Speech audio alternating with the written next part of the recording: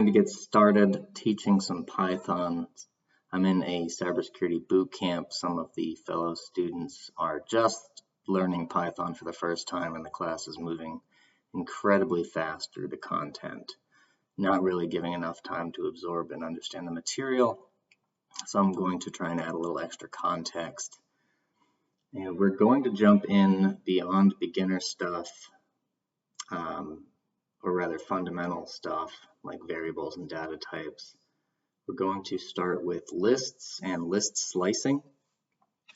Right here is a variable L that's being created, and being assigned to the variable L is this list A through I.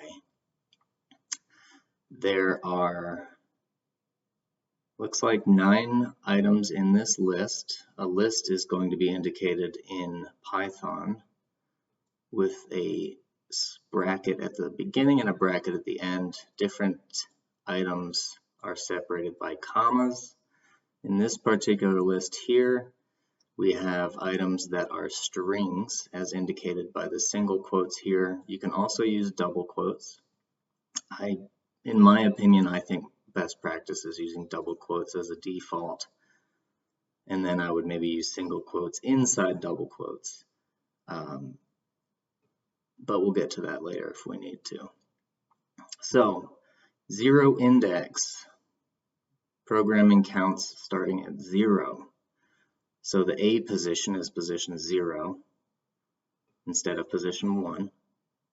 The B position is position 1, 2, 3, 4, 5, 6, 7, 8.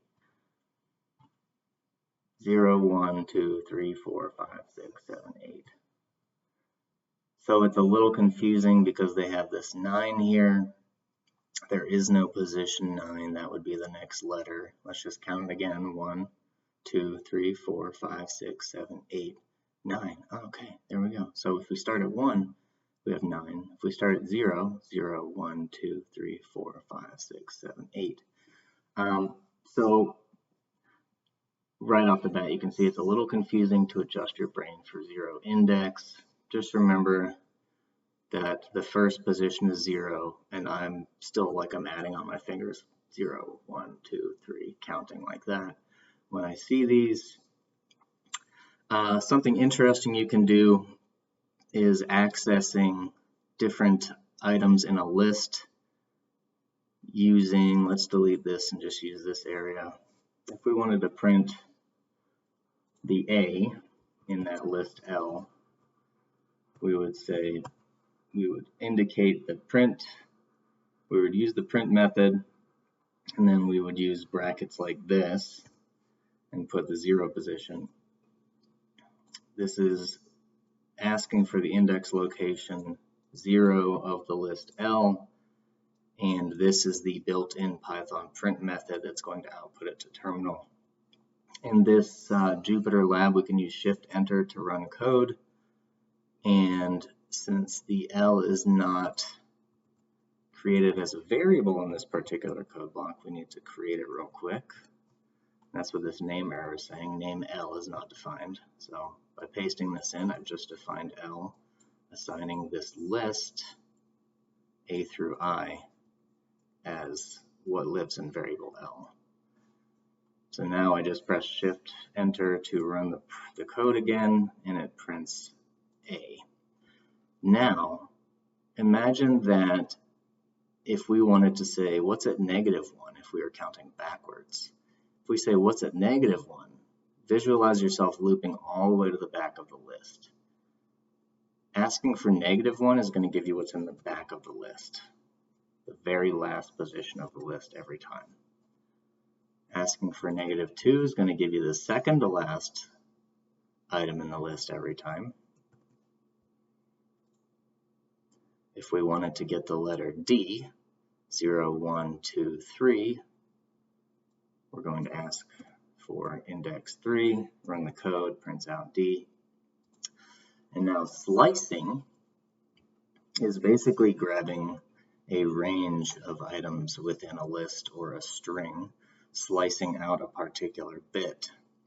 So in this example, we're starting at position 2.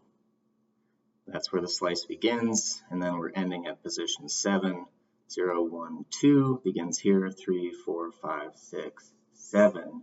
It actually ends right before it, according to the visual. Let's verify that with some testing. 2 to the 7, and run the code. And yeah, it looks like that is correct. So position 2, 3, 4, 5, 6, and then stops right before 7. Now let's say we wanted to grab some negatives. Let's go ahead and start rolling down the practice here. We're going to start with this one. Slice at the beginning and end is this goal here. Real quick before I jump to that, this slice is working backward, or working from this basically 7th from the last. So -1, -2, -3, -4, -5, -6, -7. So looks like it's starting at C and going to the second to last. Boom, boom. Looks like it's asking for the same thing. So let's run it and see if it grabs C to G. Shift Enter, C to G, bingo. Okay. So here it wants to, if there's a nothing indicated before the colon of the slice, it's going to start at the very beginning of the list and go up to position 3. So 0, 1, 2, 3. I'm expecting these 3 to be output, and that's what we get to see when we run the code. Print list slice starting from position 6, and then there's a colon, which means everything after this, it wants us to pull everything from position 6 all the way to the end of the list. Let's run it and check. GHI 0, 1, 2, 3, 4, 5, 6 is G all the way to the end to I. Slicing every second item. So if you look here, we're starting at the beginning of the list. We're going all the way to the end of the list. And then this third section of a slice indicates where we're going to skip to, or how many jumps we're going to make each time we grab an item. So this looks like it's going to grab every other item, probably starting at position 1 or maybe 2. Let's find out. Actually, pardon me, it starts right at the beginning because we have specified to start at the beginning of the list and go all the way to the end of the list. And then A, B, C is the second, D, E. It grabs another, jumps 2, jumps 2, jumps 2. That brings me to a good point. If I say anything wrong in this, please forgive me and just add a correction in the comments, and I will edit the description to implement those corrections. Here we're starting at the beginning of the list, going all the way to the end of the list, and we are slicing every other third. So starting at A and then doing every third from there. So 1 is A, 2, 3, A, 1, 2, 3, print out D, 1, 2, 3, print out G. And as you can see, I'm literally counting stuff a lot just to make sure I'm tracking it correctly. We are now reversing the list by starting the count at the back. So starting at the front of the list, finishing at the back of the list, but then we're flipping everything on its head and going backwards for the count. So let's see what that outputs. So normally this would be start, stop, beginning list, end list, but since we are reversing everything, we're starting from the back position and going this way, effectively reversing the list, which is another way, I think, to basically run the same thing as print L dot reverse. Oh no, let's see. That outputs nothing. So let's see here. Now I get to troubleshoot a bit. And this is a part of every coder's journey, junior, senior, staff, principal level. Everyone's going to troubleshoot code I'm not going to get it right on the first try. Let's see, do we need to feed L into reverse? Print L, run the code. That works. Let's try reverse dot L, reverse L. And I think what I need to do is assign it to a new variable. Reverse is not defined. Equals L dot reverse. Let's try printing that out and say print reverse list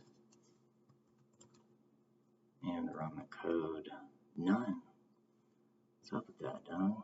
Alright, let's see.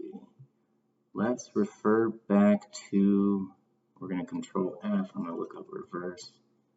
Reverse isn't there, so it must be in this one. Control F, reverse.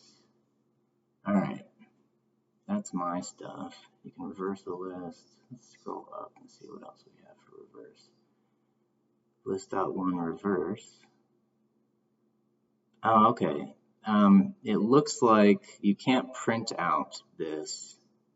You have to update it in the code, which means it probably mutates the actual list here. So let's just check that.